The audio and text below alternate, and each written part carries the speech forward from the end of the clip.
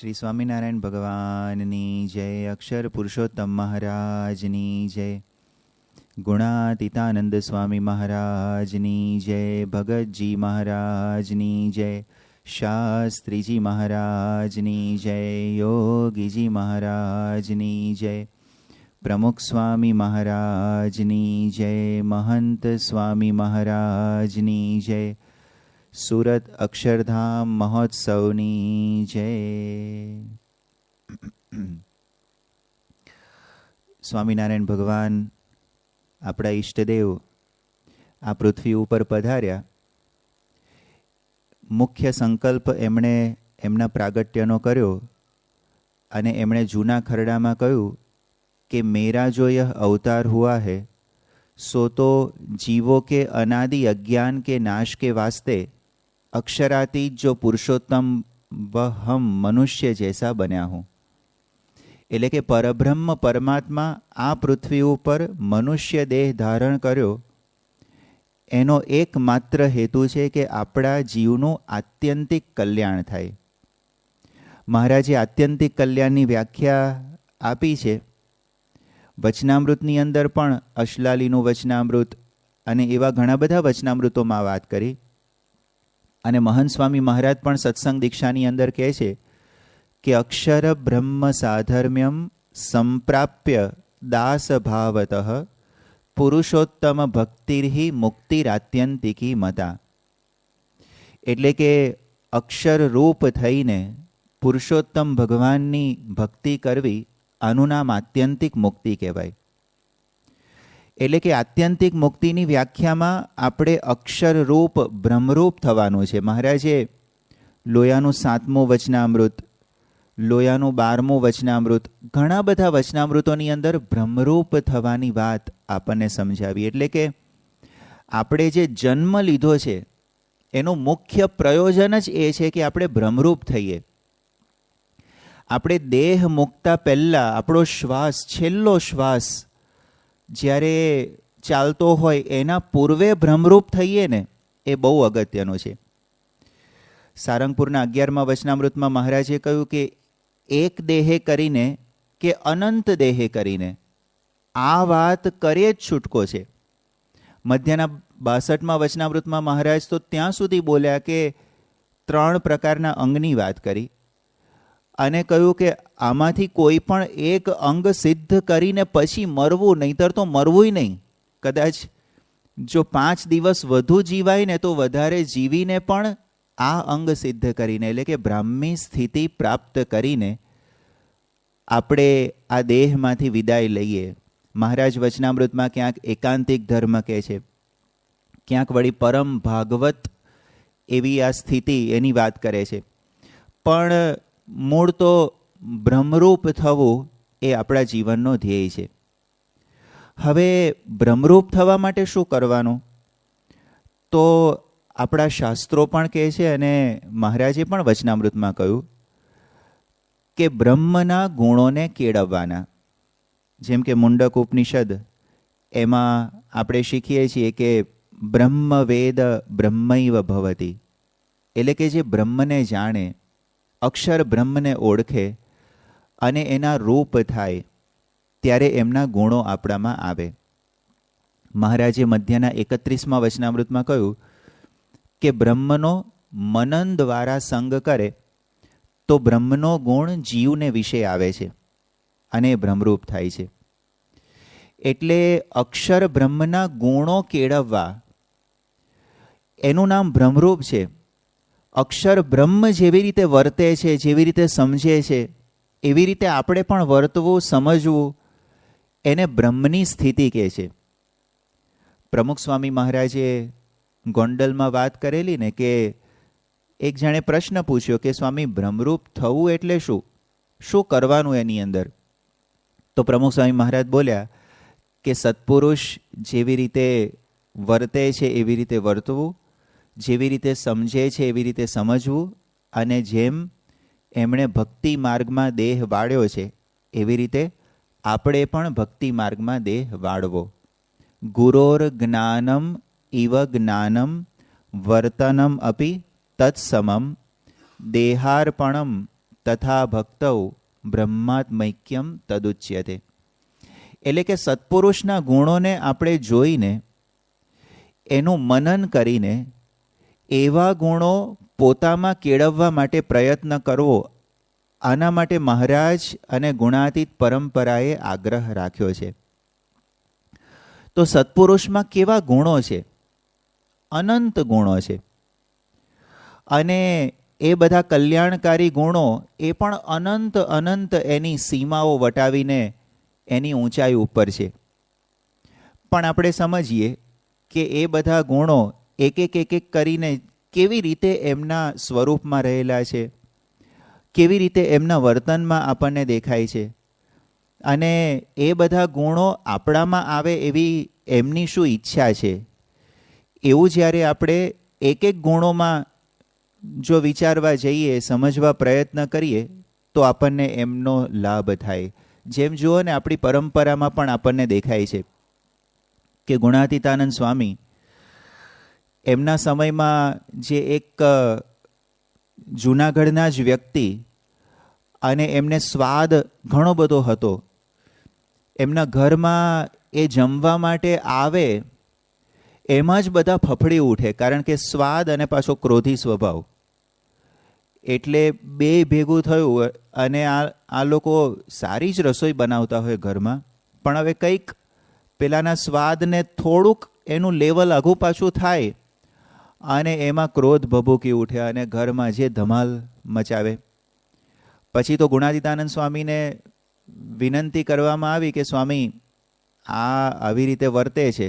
બિન સત્સંગી હતા, સત્સંગના યોગમાં નહોતા, પણ સ્વામીએ કહ્યું કે વાંધો નહીં, આપણે કંઈક કરીશું. ને યોગાનું યોગ એ વખતે એમને ત્યાં મંદિરે ગુણાતીતાનંદ સ્વામીના દર્શને એ અરસામાં આવ્યા હશે, અને સ્વામી જમવા માટે ભંડારમાં ગયા. અને સ્વામીએ તો ત્યાં આગળ રોજની રીત પ્રમાણે ગુણાતીતાનંદ સ્વામી એક સૂકો રોટલો હોય અને એમાં છાશ અને મીઠું નાખીને જમતા હતા. અને એ વખતે પણ જે સેવક હતા એમણે આવો રોટલાનો ભૂક્કો એમના પત્તરમાં પીરસ્યો અને સાથે છાશ અંદર આપી. દૂરથી આજે નાગર બ્રાહ્મણ એ જોતા હતા, અને સ્વામીની આ બધી ક્રિયા પણ દૂરથી એવું લાગે કે આ રોટલાનો ભૂક્કો અંદર પીરસ્યો ને એટલે હા, આ ચૂરમું હોવું જોઈએ. અને આટલા મોટા મંદિરના મહંત, અને બરાબર છે, ચૂરમું જ ખાઈને એ વખતે ચૂરમું એક ફિસ્ટ ગણાતી હતી, એક સારી વાનગી ગણાતી હતી. છાશ અંદર ઉમેરી તો લાગ્યું કે બરાબર છે, આ ચૂરમું ને દૂધપાક આ કંઈક નવીન આઈટમ સ્વામી જમતા લાગે છે. જે નહીં, આમ નવી નવી વાનગીઓ બધી મિક્સ કરીને બધી બનતી જતી હોય છે દુનિયામાં, અને એને જ પછી એક આમ વિશિષ્ટ વાનગીનું નવું સ્વરૂપ દુનિયામાં આપવામાં આવે છે. એટલે એવું કંઈક આ હોવું જોઈએ.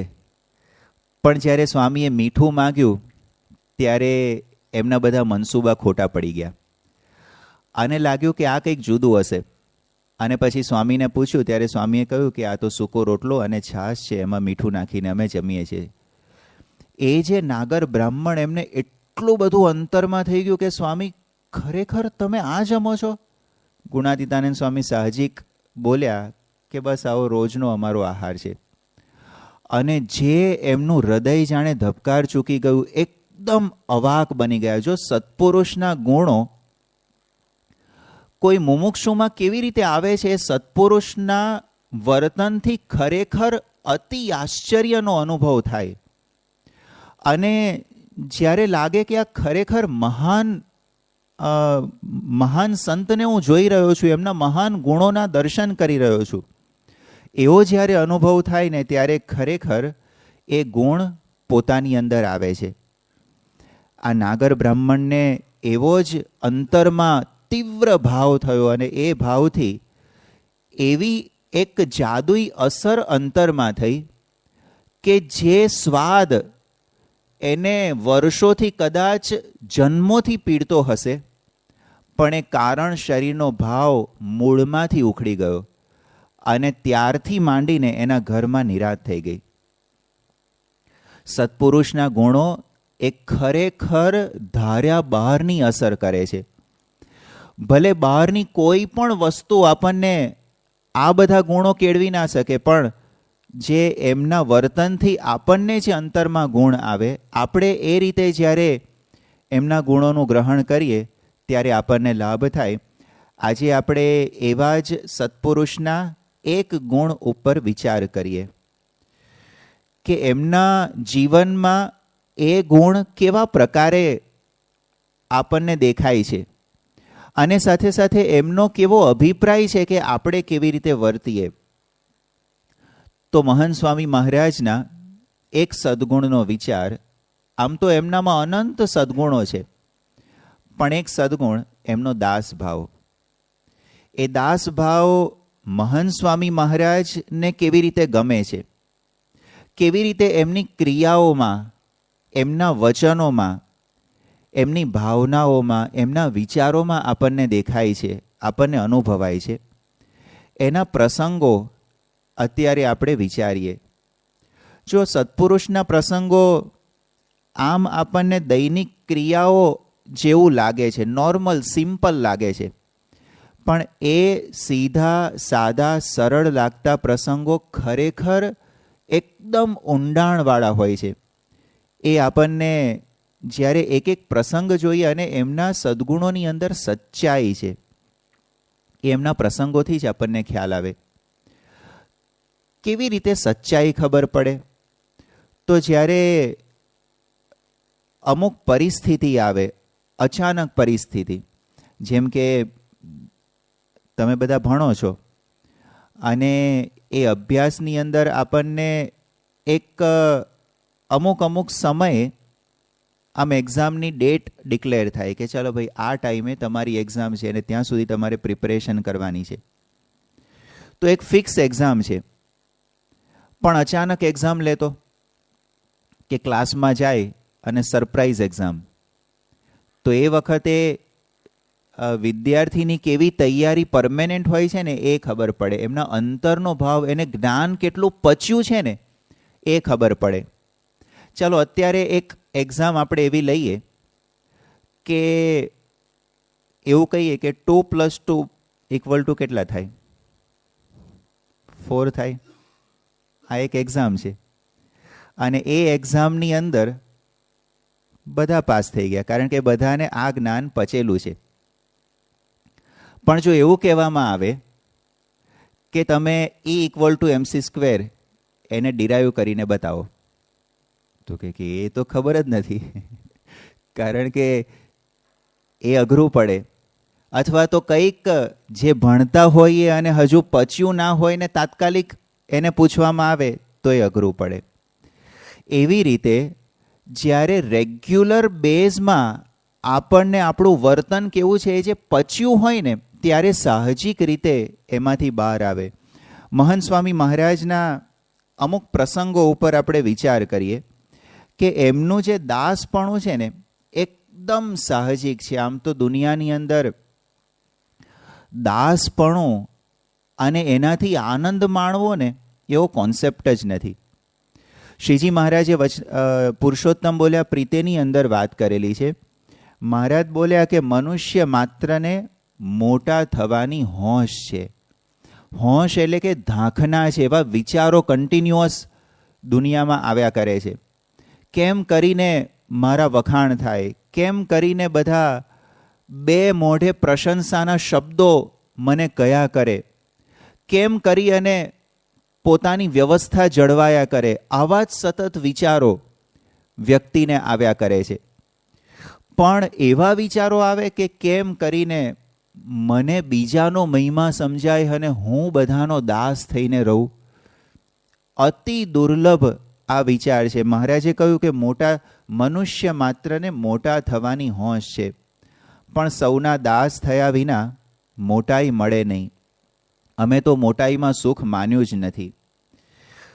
આપણે જેને મોટાઈ માનીએ છીએ, શ્રીજી મહારાજ એને મોટાઈ ગણતા જ નથી.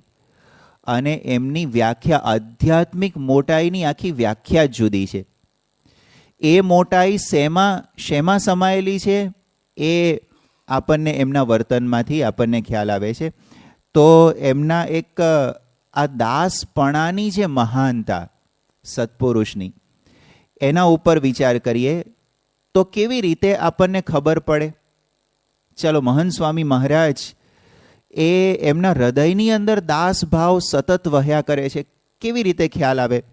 તો એમની ક્રિયાઓ દ્વારા ખ્યાલ આવે, એમના વચનો દ્વારા ખ્યાલ આવે, એમના અમુક પ્રકારના વિચારો જ્યારે રજૂ કરે, વિચારો સીધા તો આપણને દેખાતા નથી, પણ એ જ્યારે રજૂ કરે, એમના સ્વપ્નની વાત કરે, આવી બધી વાત જ્યારે આપણે જાણીએ ને ત્યારે ખ્યાલ આવે કે ખરેખર એ આવી રીતે જ અખંડ વર્તે છે અને અનુભવે છે. તો મહંત સ્વામી મહારાજ એમના આવા જે દાસપણાના અમુક પ્રસંગો, એનો ખાલી આપણે વિચાર કરીએ. ઘણા બધા પ્રસંગો આપણે જાણીએ છીએ, પણ એ કેટલા વિશિષ્ટ છે. જેમ કે 2018ની સાલમાં મહંત સ્વામી મહારાજ જ્યારે ઓસ્ટ્રેલિયાના વિચરણમાં ગયા, એ વખતે 23મી માર્ચના દિવસે સ્વામી સિડની ખાતે ગોલ્ડ કોસ્ટમાં વિરાજમાન હતા. આજે 23મી માર્ચનો દિવસ એ ગોલ્ડ કોસ્ટમાંથી સ્વામીનો વિદાયનો દિવસ હતો. સવારે સ્વામીએ ત્યાં આગળ પૂજા કરી અને એ વખતે સ્વામી પૂજા પછી અલ્પાહાર કરી અને સૂવા માટે જવાનું હતું. આપણને ખબર છે કે સ્વામીનો જે સવારનો સૂવાનો સમય છે ને, એકદમ ગોલ્ડન સ્લીપ જેવો હોય છે. કારણ કે રાત્રે તો બાપાને 2-3 વાર ઊભા થવાનું થાય અને પછી ઊંઘ વારે વારે ડિસ્ટર્બ થાય, એટલે રાતની ઊંઘ સ્વામીને બહુ આવતી નથી. એટલે સવારની જે કંઈ અમુક 1.5 કલાકની ઊંઘ હશે તો એ સ્વામી માટે બહુ જ અગત્યની છે. અને એ જો ઊંઘ ખોરવાય ને તો સ્વામીના સ્વાસ્થ્ય ઉપર પણ અસર થાય. એટલે આ દિવસે જે વિદાય લેવાની હતી, એટલે સ્વામી બાપાને બધી ક્રિયાઓ સેવકો ઉતાવળથી કરાવતા હતા. અને એમાં બાપા આમ પૂજા પૂરી થઈ એટલે તરત જ ફટાફટ નાસ્તો કરવા માટે જ્યારે લઈ જતા હતા, સ્વામી કે ના, પેલા મારે કુશલને મળવું છે. આપણને ખ્યાલ છે કે જે પ્રજ્ઞાચક્ષુ યુવાન કુશલ સ્વામી બાપા સાથે એકદમ પ્રેમથી જોડાયેલો છે અને આમ સ્વામીને પણ બહુ જ એના વિશે ભાવ છે. એને એના ઉપર કૃપા વર્ષા કરતા રહે છે. સ્વામી એને સામેથી યાદ કર્યો કે કુશલને મળવું છે.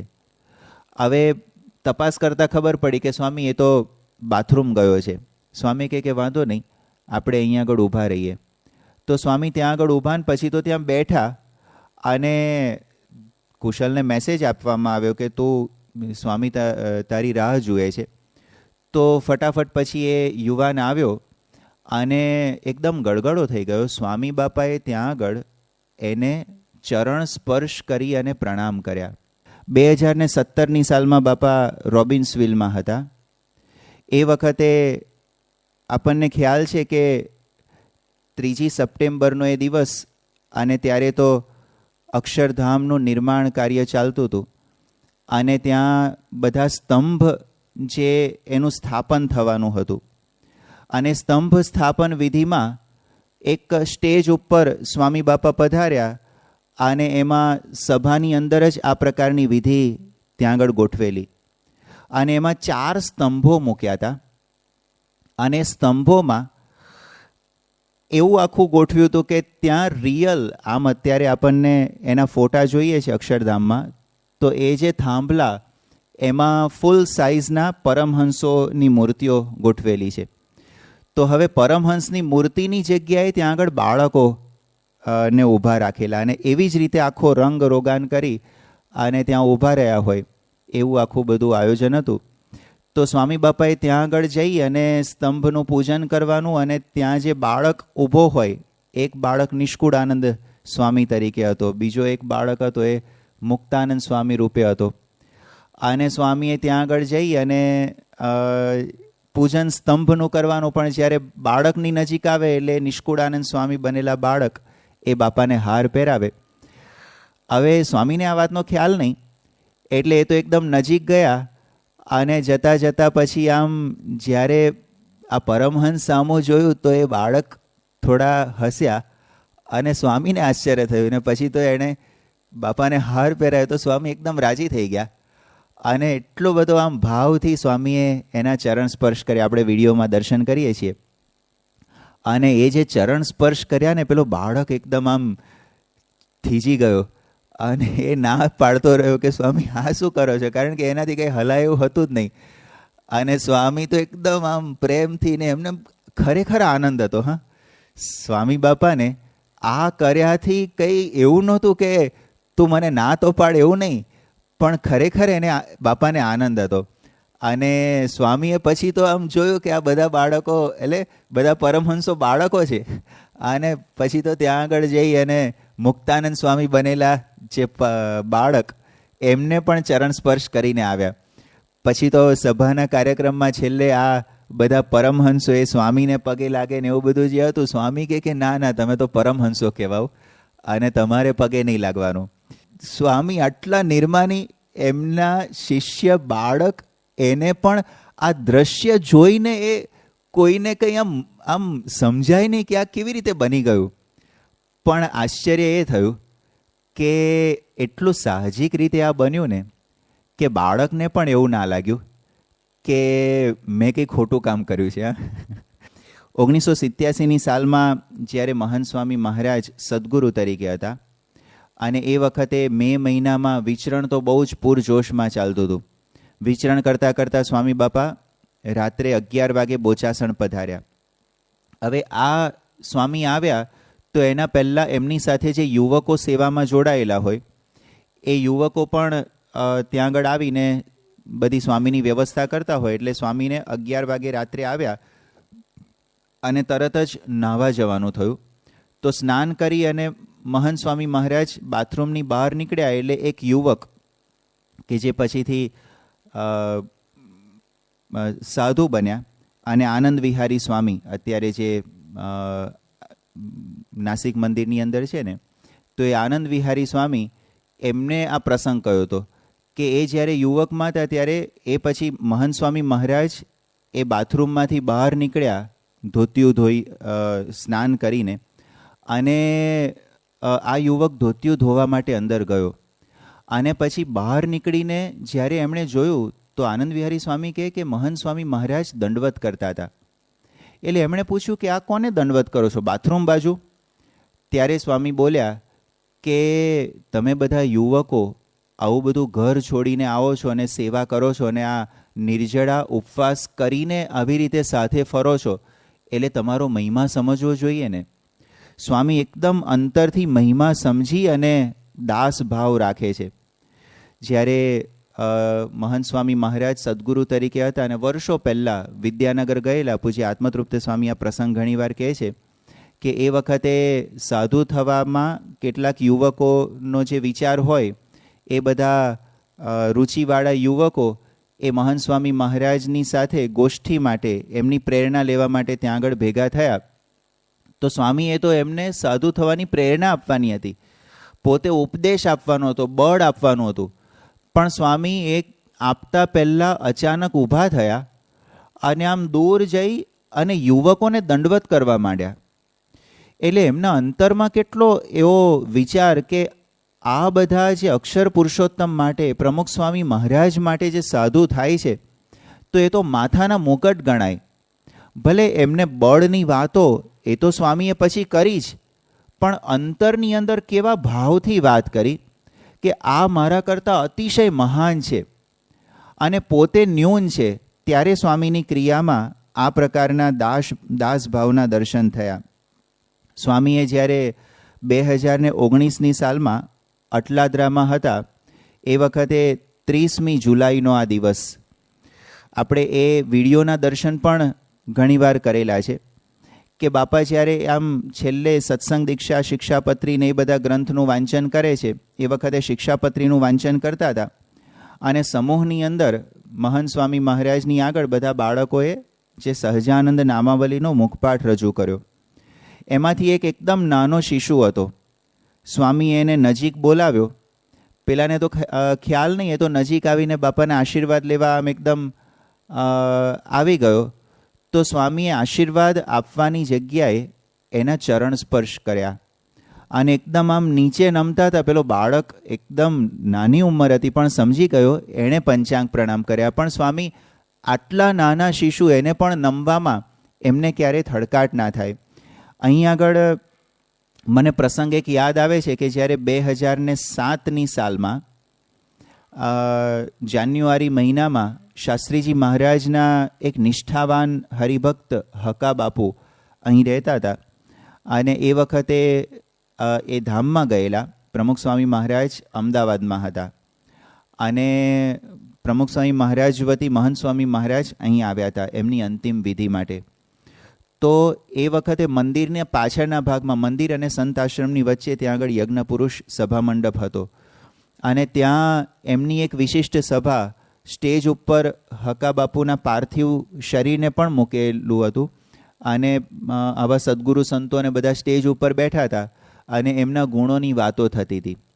પછી જ્યારે છેલ્લે મહંત સ્વામી મહારાજને આ શ્રદ્ધાંજલિની વાત કરવાનો વારો આવ્યો, એ વખતે એમણે વાત કરતાં પહેલાં અચાનક ઊભા થયા અને હકા બાપુના એ પાર્થિવ દેહને દંડવત કર્યો અને પછી પાછા બેસી ગયા અને કહ્યું કે ખરેખર આપણે ઓળખવાના રહી ગયા. આટલા મોટા ભક્ત અને આમ અહીંથી આપણી વચ્ચેથી વિદાય લીધી, આપણે ખરેખર ઓળખવાના બાકી રહી ગયા. એટલે એમના અંતરની અંદર કેટલો દાસ ભાવ છે. એ બાળકને પણ પગે લાગી શકે, એમના આશીર્વાદ લઈ શકે, યુવાનોને પણ દંડવત કરી શકે અને ચૈતન્ય શરીરમાંથી નીકળી ગયા પછી જે પાર્થિવ શરીર એને પણ દંડવત કરવા સુધીની એમની દાસ ભાવની ભાવના છે. એટલે સ્વામી બાપાનું આ આપણને દાસપણું એમના કર્મમાં, એમની ક્રિયાઓમાં આપણને દેખાય છે. એમના વચનોની અંદર પણ આપણને દેખાય. સ્વામી બાપાએ ઘણા બધા એવા પ્રસંગો છે કે આમ મુખથી બોલ્યા હોય. સ્વામી જ્યારે 2019ની સાલમાં સારંગપુરમાં જ હતા અને સ્વામીએ ત્યાં આગળ મંદિરે પધારી અને આરતી કરી અને જ્યારે આરતી કરીને સ્વામી પ્રદક્ષિણા ફરે અને પ્રદક્ષિણામાં જ્યારે આમ આગળના ભાગમાં, એટલે કે મંદિરની બરાબર સામે જે ઘુમ્મટ પછીનો જે ભાગ છે ત્યાંથી પસાર થાય તો બધા સંતો ત્યાં આગળ ઊભા રહે અને સંતો જુદી જુદી રજૂઆતો કરે અને એમાં યોગી ચિંતન સ્વામી એમણે અમુક રજૂઆત કરી, રોજની જેમ અમુક મુખપાઠ બોલ્યા. તો એ વખતે મહંત સ્વામી મહારાજ એકદમ હાથ જોડી અને નમ્રતાથી બધા સંતોને બોલ્યા કે હું તો તમારા દાસનો દાસ છું, હું તો તમારા બધાનો દાસ છું. એમ કરી અને સ્વામી બોલ્યા અને આગળ વધ્યા અને પછી બધા કે સ્વામી અમે આપના દાસ છીએ. તો સ્વામી કે દાસ થવામાં જ મજા છે. એ વખતે એવું બનતું હતું કે સ્વામી બાપા ત્યાંથી નીચે જ્યારે ઉતરે, એટલે કે હનુમાનજી ગણપતિજીનો જે દાદરો છે ને, ત્યાંથી સ્વામી ઉતરે અને બંને હનુમાનજી અને ગણપતિજીના દર્શન કરે ને, તો સંતો આ બાજુ જે ઉપર પગથિયા, બંને પગથિયા અને ઉપર આખું દર્શન કરવા માટે ત્યાં આગળ ભેગા થયા હોય સ્વામી બાપાના. અને સ્વામી આમ પાછા વળી અને રોજનો આ ક્રમ હતો કે સ્વામી બધાને પગે લાગે અને પછી આરતી કરતા હોય ને એવી રીતે સ્વામી બધા આગળ દાસપણે વર્તે. એટલે એમની ક્રિયા ગણીએ અથવા તો એમના વચનો ગણીએ, સ્વામી બાપાને અખંડ એ દાસ ભાવનું જ રટણ રહ્યા કરતું હોય એવો આપણને અનુભવ થાય. સ્વામીએ 2020ની સાલમાં જ્યારે નૈનપુરમાં હતા એ વખતે 24મી માર્ચના દિવસે સ્વામી અલ્પાહાર પછી એકદમ સાહજિક ગોષ્ઠીમાં બોલી ગયા. સ્વામી કે હું બધાને પગે લાગુ છું. એ કેવી રીતે પગે લાગુ છું? એટલે કે જે પૂજા પછી બાપા હાથ જોડી અને બધાને દર્શન કરે છે તો કેવી રીતે અંતરમાં વિચાર શું હોય છે? સ્વામી કે હું તમારો દાસ છું, હું તમારો દાસ છું, હું તમારો દાસ છું. એકે એકને જોતા આવું વિચારું. એટલે આ કેવળ સ્થૂળ ક્રિયા નથી, પણ અંતરની અંદર આવો વિચાર અને આવો ભાવ એ પણ સ્વામીને એમના જીવનમાં આપણને દેખાય. સાથે સાથે સ્વામીએ એકવાર જે સાહજિક વાત કરી હતી પૂજ્ય જ્ઞાનપ્રિય સ્વામીએ 2019ની સાલમાં જ્યારે મહંત સ્વામી મહારાજ એ ત્યાં આગળ આફ્રિકા લીમુરુમાં હતા અને 2 ઓક્ટોબરના દિવસે સ્વામી આગળ એકદમ ગોષ્ઠી થઈ. એ વખતે જ્ઞાનપ્રિય સ્વામી એક પ્રસંગ કહ્યો કે 2017ના વર્ષમાં સ્વામી બાપા શિકાગોમાં હતા અને શિકાગોમાં વાતચીતની અંદર સ્વામી બાપા બોલ્યા કે હું દરરોજ મનોમન સેવકોને દંડવત કરું છું. તે બધા સેવા કરે છે એટલે મહિમા સમજીને દંડવત કરું છું. એટલે પછી બધાએ પૂછ્યું કે સ્વામી અત્યારે પણ? તો સ્વામી કહે કે હા અત્યારે પણ. પછી બાપા કહે કે મનમાં. બધા કહે કે કેમ તમે અત્યારે આવા દંડવત? આપ તો ગુરુ છો અને આપે તો બધાને આશીર્વાદ આપવાના હોય. સ્વામી કહે કે સેવકના પણ સેવક થવાનું છે ને. એટલે એમના અંતરની અંદર જો બહાર સ્થૂળ રીતે અત્યારે તો એમની મોટી ઉંમર છે અને ફિઝિકલી એ દંડવત કરી શકે એવું તો શક્ય બને નહીં, પણ મનમાં એ દંડવત કરે છે અને એવી રીતે અંતરની અંદર એમનો અખંડ ભાવ. પૂજ્ય ઉત્તમ યોગી સ્વામી ઘણીવાર મહંત સ્વામી મહારાજના સ્વપ્નાનો પ્રસંગ કહેતા હોય છે. સ્વામી 2018ની સાલમાં 16મી જુલાઈના દિવસે જ્યારે એમણે સાહજિક આમ વાત કરી, આણંદમાં બાપા હતા અને સ્વામી કહે કે આજે તો મને સ્વપ્નું આવ્યું. તો સ્વપ્નમાં શું આવ્યું?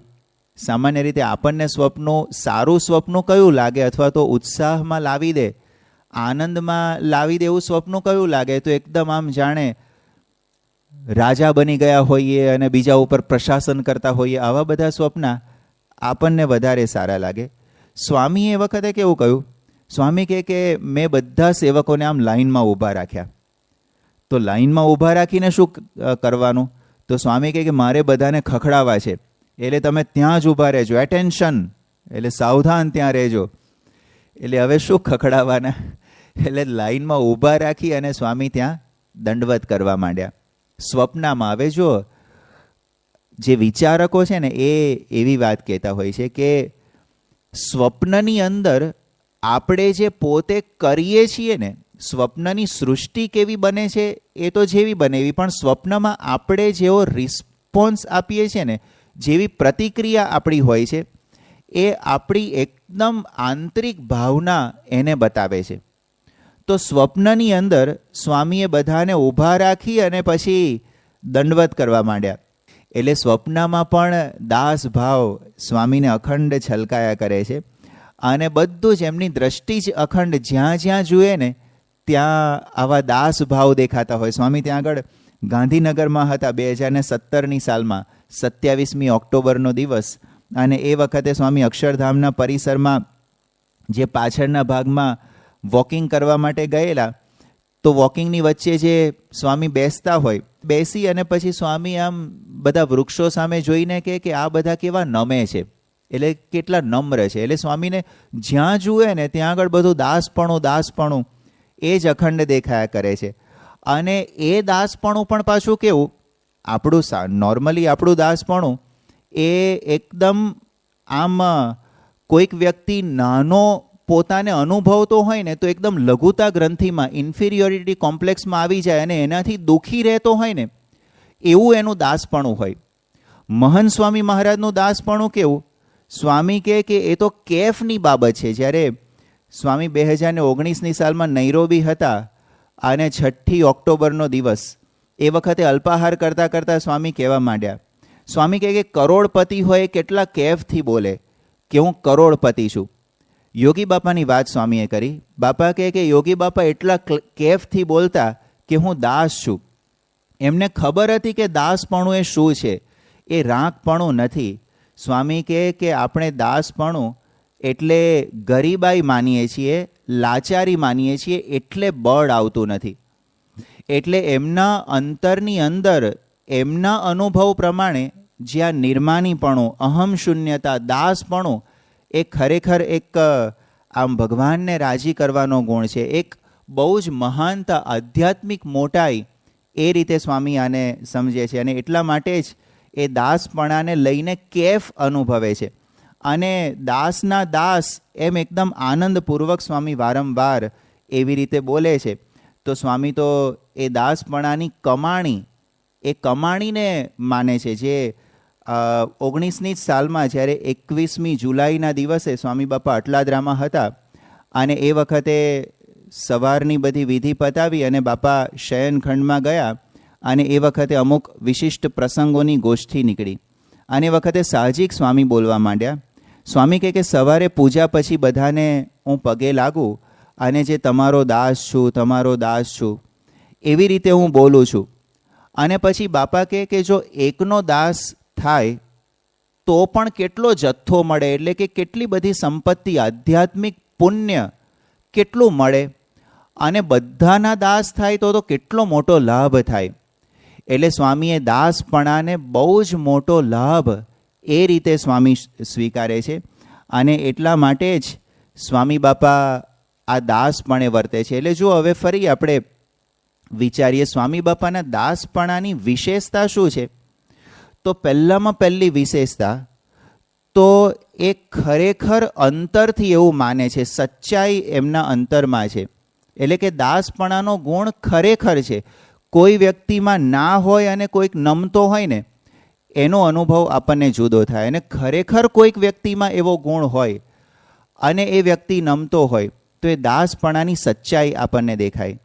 બીજી વસ્તુ કે એમના મન, કર્મ, વચને આપણને આ દાસપણાનો અનુભવ થાય.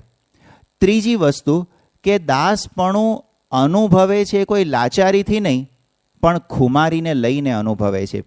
અને સ્વામી તો ત્યાં સુધી બોલ્યા, વર્ષો સુધી સ્વામી ગુરુ તરીકે અનેક લોકોને માર્ગદર્શન આપે છે, અનેક લોકો એમને દંડવત કરે છે, એમની પૂજામાં, પોતાની પૂજામાં એમની મૂર્તિ રાખે છે, એમને ભગવાનનું સ્વરૂપ તરીકે સ્વીકારે છે. આટલું બધું સન્માન મળ્યા પછી સ્વામીએ ઘણી બધી વાર એવું કહેલું છે, જેમ કે 2020ની સાલમાં બાપા નૈનપુરમાં એવું બોલેલા 19મી ઓગસ્ટના દિવસે. સ્વામી કહે કે હજુય હું ગુરુ છું એવું મને મનાતું જ નથી. અને સ્વામી એવું બોલ્યા કે મને મનાવાનું જ નથી. સ્વામી કહે કે દાસના દાસના દાસ. સ્વામીએ 2022ની સાલમાં અમદાવાદમાં હતા. 20મી જુલાઈનો દિવસ, એ વખતે પ્રમુખ સ્વામી મહારાજે જે મહંત સ્વામી મહારાજને પત્ર લખી અને જે ગુરુપદે સ્થાપેલા એ પ્રસાદીની તારીખ હતી. અને એ વખતે જે ઉત્સવ જેવું થોડું ઉજવાયેલું, અને એ વખતે સ્વામી બાપા બોલ્યા કે હું મારી જાતને ગુરુ માની શકતો જ નથી, ગમે એટલો પ્રયત્ન કરીએ. સ્વામી કહે કે આ બીજા બધા કહે છે તમે ગુરુ, પણ એ મનમાં બેસતું જ નથી. અને સ્વામી કહે કે ભગવાન જ બધું કરે છે. એટલે સ્વામીના તો આવા રોજના પ્રસંગો છે અને રોજ સ્વામી અખંડ આવી રીતે વર્તે છે. એ પછી જાગ્રતમાં હોય, સ્વપ્નમાં હોય, સુષુપ્તિમાં. આમ તો જો કે ત્રણેય અવસ્થાઓથી પર આ ગુરુ છે અને અખંડ આવા એમનામાં ગુણો આપણને દેખાય છે. તો એ ગુણોનું જેમ બને એમ વધારે આપણે મનન કરીએ, જેમ બને એમ વધારે એનું અનુસંધાન કેળવીએ તો આપણામાં પણ એ ગુણો આવે. અને એમની પણ જે રુચિ, જો આપણને કોઈ પણ વ્યક્તિની આ રુચિ છે એવું ક્યારે ખબર પડે, તો વારંવાર એ જ્યારે બોલે, એ જ્યારે વર્તે ને એના પરથી આપણને ખ્યાલ આવે કે બરાબર છે, અખંડ આમનો અભિપ્રાય આવો જ હોવો જોઈએ. તો સ્વામી બાપાના જીવનમાંથી આપણને એમની ક્રિયા, એમની વાણી, એ બધામાંથી આપણને એવો અનુભવ થાય છે કે એ પૂર્ણ દાસપણે વર્તનારા, ભગવાનના દાસપણે વર્તનારા આ સંત છે. અને શ્રીજી મહારાજે વચનામૃત માં કહ્યું છે કે આવા જે દાસપણે રહેનારા ભક્ત હોય એ મહાન છે, ખરેખર ભગવાનના ભક્ત છે. ભક્ત ચિંતામણીમાં નિષ્કુળાનંદ સ્વામી કહે છે કે દાસનો દાસ થઈને વળી જે રહે સત્સંગમાં, ભક્તિ તેની ભલી માનીશ, રાચીશ તેના રંગમાં. મહંત સ્વામી મહારાજ ઘણીવાર આ પંક્તિ બોલતા હતા. અને છેલ્લું જે ચરણ છે ને એમનું જો દાસપણું, એ ખાલી હમણાં જે વાત કરીને લાચારી કેમ નથી, તો છેલ્લું જે ચરણ કે ભગવાન એના રંગમાં રાચે છે, એમની નજર ત્યાં સુધી છે કે એ ભગવાન કેટલા રાજી થાય છે, એવો વિચાર અખંડ એમને રહે છે. અને એને લઈને દાસપણે મહંત સ્વામી મહારાજ અખંડ રહે છે. આપણે એમના જ ચરણોમાં પ્રાર્થના કરીએ કે આપણને તો અનાદિકાળથી માન, મોટપ ને એ બધામાં જ આનંદ આપણે લેતા રહ્યા છીએ. દાસપણાનો તો કોઈ દિવસ વિચાર કર્યો જ નથી, પણ એમનો અભિપ્રાય છે ને એમનું વર્તન આપણે નજર જોયું છે, તો એ રીતે આપણે વર્તી શકીએ, એમના દાસપણાના ગુણને આપણા જીવનમાં પણ કેળવી શકીએ. એ જ એમના ચરણોમાં પ્રાર્થના. શ્રી સ્વામિનારાયણ ભગવાનની જય.